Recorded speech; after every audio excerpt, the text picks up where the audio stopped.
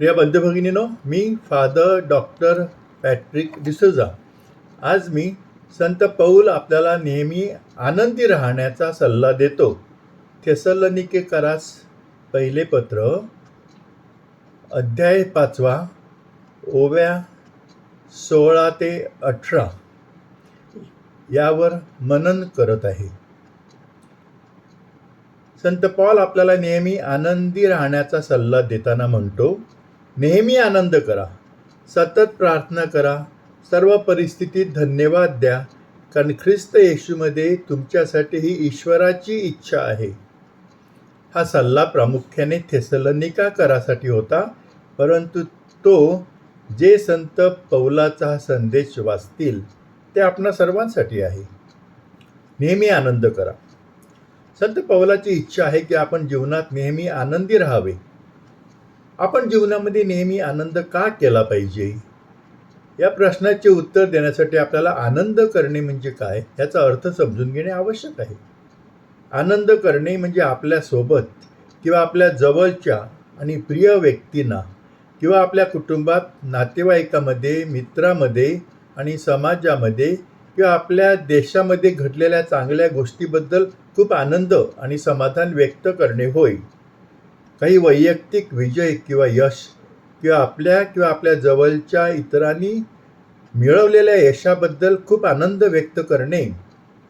इतकंच नाही तर आपल्या देशामधल्या एखाद्या व्यक्तीने काहीतरी चांगलं मिळवणे, यश प्राप्त करणे, यामध्ये देखील आनंद करणे ह्यामध्ये अंतर्भूत आहे. तर पुढील कारणासाठी आपण नेहमी आनंदी राहणे आवश्यक आहे.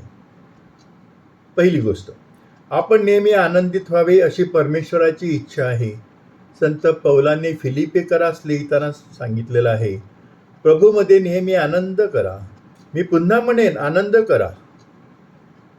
संत पौलाचे हे शब्द, मी पुन्हा सांगेन आनंद करा, हे स्पष्ट करतात की तो त्या लोकांना सांगत होता की परमेश्वराने आपल्याला जे सांगितले आहे त्याचा अर्थ म्हणजे आपण नेहमी आनंदात राहावे.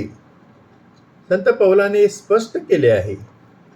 तो लिहितो, नेहमी आनंद करा, सतत प्रार्थना करा, सर्व परिस्थितीमध्ये उपकार माना, कारण ख्रिस्त येशूमध्ये तुमच्यासाठी ही परमेश्वराचीच इच्छा आहे. दुसरं कारण, आनंद हे आत्म्याचे फळ आहे. संत पौलाच्या मते आत्म्याचे फळ म्हणजे प्रेम, आनंद, शांती, सहनशीलता, दयाळूपणा, चांगुलपणा, विश्वासूपणा आहे. तर आनंद हे आत्म्याच्या फळांपैकी एक फळ असल्यामुळे जर आपण आत्म्याने भरलेले असलो तर आपण नेहमी आनंदी राहू हे उघड आहे. जर अद्याप आपण आत्म्याच्या स्वाधीन झालो नसू तर आपण आत्म्याच्या स्वाधीन झाले पाहिजे, जेणेकरून आपल्याला आत्म्याचे फळ म्हणून आनंद मिळू शकेल आणि नंतर मग आपण सतत आनंदी राहू शकू. अशा प्रकारे संत पौल आपल्याला इथे दोन गोष्टी करायला सांगत आहे. प्रथम, तर आपल्यापैकी ज्यांना जो आनंद मिळालेला आहे तो आनंद व्यक्त करण्यास सांगत आहे. हा आनंद आत्म्याच्या फळापैकी एक आहे आणि आपण आपला आनंद व्यक्त करणे हे अत्यावश्यक आहे. तो आनंद आपल्या अंतःकरणामध्ये साठवून ठेवून काही फायदा नाही, तो दिसला पाहिजे लोकांना, तो व्यक्त केला पाहिजे.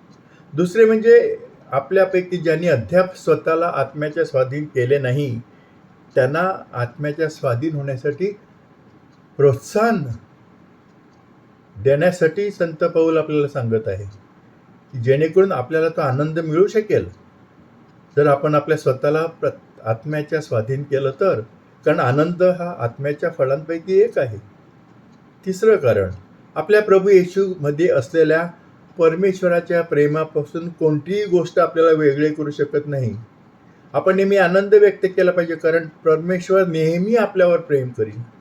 संत पौलाने आपल्याला आश्वासन दिले आहे की ना मृत्यू, ना जीवन, ना देवदूत, ना भूते, ना वर्तमान, ना भविष्य, ना कोणतीही शक्ती, ना उंची, ना खोली, ना सर्व सृष्टीतील काहीही आपल्याला जो परमेश्वर आपला प्रभू येशू ख्रिस्त ह्यामध्ये आहे त्या ईश्वराच्या प्रेमापासून वेगळे करू शकणार नाही. चौथं कारण, आपले सामर्थ्य हे परमेश्वराचा आनंद आहे. नेहम्या म्हणतो की परमेश्वराचा आनंद हेच आपले सामर्थ्य आहे. आपण नेहमी आनंद केला पाहिजे, कारण आपली शक्ती परमेश्वराच्या आनंदात आहे.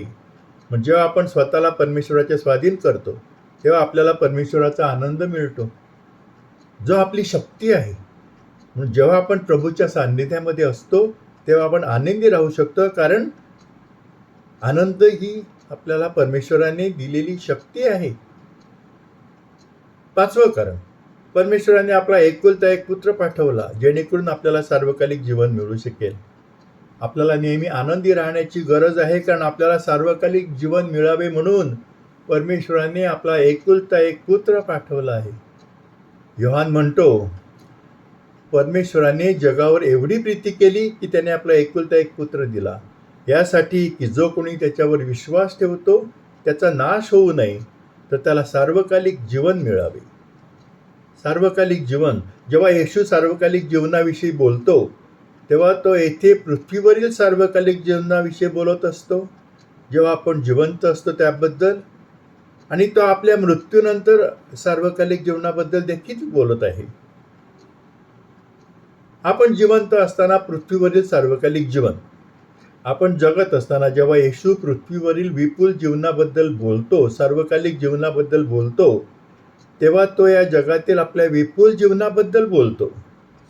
येशूने म्हटले आहे, त्यांना जीवन मिळावे आणि ते अधिक विपुल प्रमाणात मिळावे म्हणून मी आलो आहे. आता विपुल प्रमाणातील जीवन म्हणजे काय?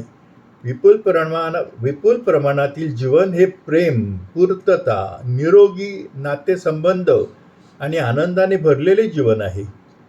हे असे जीवन आहे जे वचने, प्रेरणा, स्वप्ने आणि जीवनामध्ये उत्कृष्ट बनण्याची इच्छा यांनी भरलेले आहे.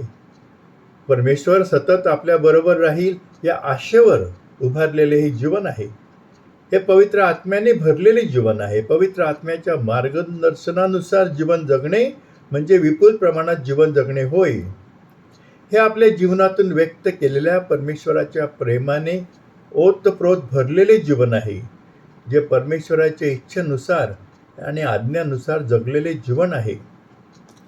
आपल्या शेजाऱ्यांसाठी जे चांगले आहे ते करण्याची आपली इच्छा आणि आपल्या शेजाऱ्यांसाठी जे चांगले आहे ते करताना दुःख सहन करण्याची आणि त्याग करण्याची आपली इच्छा याद्वारे व्यक्त केलेले आपल्या शेजाऱ्यांच्या प्रेमाने भरलेले हे जीवन आहे. कारण खऱ्या प्रेमामध्ये आपल्या प्रियजनासाठी जे काही चांगले आहे ते करण्याची इच्छा आपली असते, आणि आपल्या प्रियजनासाठी जे काही चांगले आहे ते करत असताना सर्व त्रास सहन करण्यास, सर्व संकटे सहन करण्यास, संकटाचा सामना करण्यास आणि सर्व प्रकारचा त्याग करण्याची तयारी असते. येथे आणि आत्ताचे हे विपुल जीवन हे परमेश्वराच्या राज्याचे सदस्य म्हणून आणि आत्ताचे जीवन आहे, जे परमेश्वरावरील आपल्या प्रेमाने आणि शेजाऱ्यावरील आपल्या प्रेमाने भरलेले आहे. आपल्या मृत्यूनंतरचे सार्वकालिक जीवन. आपल्या मृत्यूनंतरचे सार्वकालिक जीवन म्हणजे आपण मरण पावल्यानंतर परमेश्वराच्या राज्यात असलेले जीवन होय. येशू मार्थाला म्हणाला, मी पुनरुत्थान आणि जीवन आहे. जो कोणी माझ्यावर विश्वास ठेवतो तो मेल्यानंतरही जगेल. प्रत्येक जण जो माझ्यामध्ये राहतो आणि माझ्यावर विश्वास ठेवतो तो कधीही मरणार नाही. मार्था, तुझा यावर विश्वास आहे का? आज येशू आपल्याला हा प्रश्न विचारत आहे की जो कोणी माझ्यावर विश्वास ठेवतो तो मेल्यानंतरही जगेल, कारण मी जीवन आणि पुनरुत्थान आहे. प्रत्येक जण जो माझ्यामध्ये राहतो आणि माझ्यावर विश्वास ठेवतो तो कधीही मरणार नाही. ह्यावर तुझा विश्वास आहे का, असं तो आज आपल्याला प्रश्न विचारत आहे. आता नेहमी आनंद करणे शक्य आहे का? संत पौलाने आपल्याला नेहमी आनंदी राहण्याचा सल्ला दिलेला आहे, आणि आपण आनंदी नेहमी आपण का राहिलं पाहिजे त्याची कारणं तपासलेली आहेत. पण नेहमी आनंद करणे खरंच शक्य आहे का? आपल्या जीवनात आपल्याला दिवसेंदिवस अनेक अडचणी, परीक्षा, संकटांचा सामना करावा लागतो, आणि आपल्याला अनेक अपमान, निराशा, अपयश आणि अपेक्षाभंगांना सामोरे जावे लागते. या वस्तुस्थितीमुळे स्पष्ट होते की सर्व वेळा आनंदी राहणे आणि आनंद करणे आपल्याला व्यावहारिकदृष्ट्या अशक्य आहे. आता नेहमी आनंद करणे शक्य आहे का या प्रश्नाचे उत्तर नाही. नेहमी आनंद व्यक्त करणे शक्य नाही आणि होय नेहमी आनंद व्यक्त करणे शक्य आहे अशी दोन्ही असू शकतात. नाही, नेहमी आनंदी राहणे शक्य नाही असे उत्तर. आपला दैनंदिन अनुभव आपल्याला असे मानायला लावतो की जीवनात आपल्याला अनेक गोष्टींचा आशीर्वाद मिळालेला आहे, ज्या आपल्याला आनंदाचे कारण देतात. त्यामुळे आपण आनंद व्यक्त करू शकतो. परंतु व्यावहारिकदृष्ट्या नेहमी आनंद करणे अशक्य आहे, कारण आपण दररोज आणि बऱ्याच जबाबदाऱ्या आणि दुर्दैवाने दबलेलो आहोत असे दिसते. आपल्याला असे वाटते की आपल्यासाठी काही आशा नाही आणि आपण अल्प नशिबामध्ये आहोत. आता होय नेहमी आनंद करणे शक्य आहे ह्या उत्तराविषयी बघूया. जर आपण येशूचे जीवन आणि वृत्ती पाहिली आणि त्याचे अनुकरण केले तर नेहमीच आनंद करणे शक्य आहे. येशूचे अनुकरण करणे, त्याची वृत्ती आपलीशी करणे. येशूने वधस्तंभावरील सर्व दुःख आणि मृत्यू सहन केला, कारण संत पौलांनी म्हटल्याप्रमाणे आपण आपल्या विश्वासाचा उत्पादक व पूर्ण करणारा येशू त्याच्याकडे पाहत असावे. जो आनंद त्याच्या पुढे होता त्याकरिता त्याने लज्जा तुच्छ म्हणून वधस्तंभ सहन केला आणि तो ईश्वराच्या राजासनाच्या उजवीकडे बसला आहे. म्हणून आपण दुःख सहन करत असताना आणि कठीण काळातही आनंदी राहू शकतो, कारण पुनरुत्थानाचा मार्ग आणि स्वर्गीय आनंदाचा मार्ग हा क्रूसाचा मार्ग आहे. अशा प्रकारे प्रतिज्ञा, आशा आणि स्वर्गीय वैभवावरचा विश्वास आपल्याला आपल्या कठीण परीक्षांमध्ये आणि संकटांमध्ये नेहमी आनंदी राहण्यास प्रवृत्त करतो. प्रिय बंधू भगिनींनो, तुम्ही माझं हे मनन शांतपणे आणि प्रेमाने ऐकून घेतलं, त्याबद्दल मनस्वी आभार. हे मनन तुमच्या मित्रमैत्रिणींना आणि इतरांना पुढे पाठवा, म्हणजे त्यांचाही फायदा होईल.